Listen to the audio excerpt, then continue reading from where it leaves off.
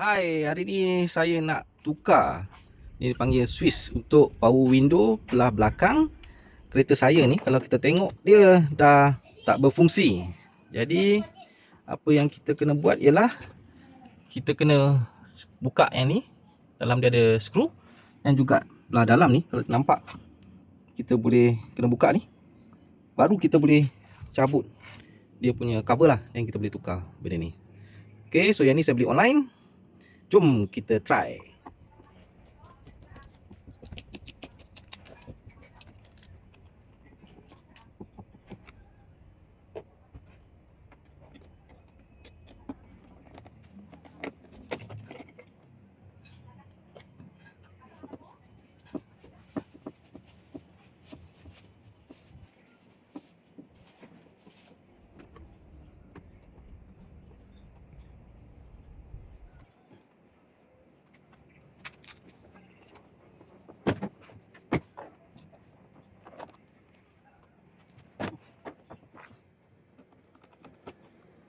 Okay, so dekat sini kita kena buka dan kita gantikan dengan yang baru.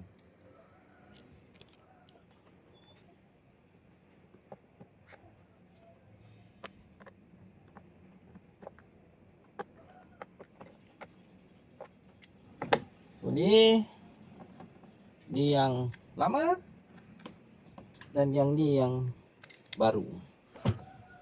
Yang lama, ni yang baru. So saya beli online. So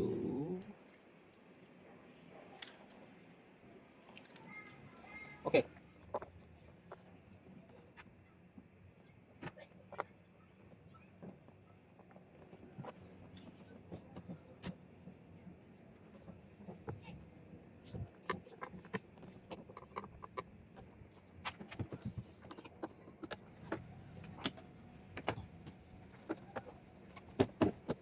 Okay, sekarang kita test.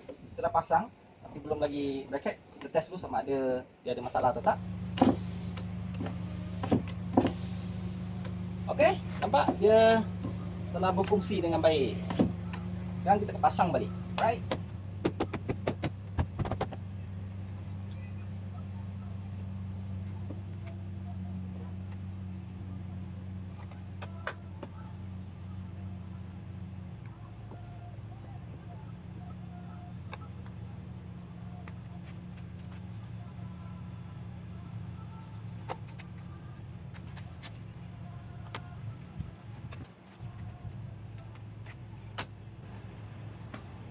Okay, done.